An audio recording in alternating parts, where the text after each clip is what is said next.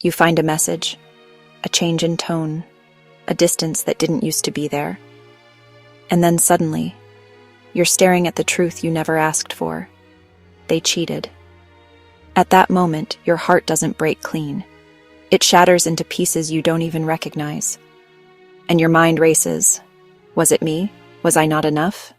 Should I leave? Should I stay? But before you make any big decisions, pause. Because right now, you're standing at a crossroad between pain and power. The first thing to understand, their betrayal is not your reflection.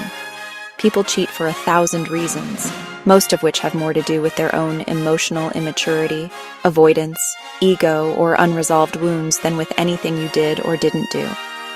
So no, you are not too much or not enough. They made a choice, and now you get to make one too. Next, don't rush into forgiveness or revenge. You're allowed to feel everything: anger, confusion, heartbreak, numbness. Talk to someone you trust, a therapist, a coach, a brutally honest friend, because right now clarity is more valuable than comfort. Ask yourself, do they take full responsibility? Are they truly remorseful or just regretful they got caught? Are they willing to do the work it takes to rebuild trust?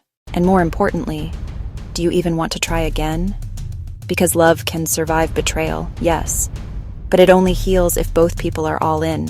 And if you choose to walk away, walk tall. You are not broken. You are not unlovable.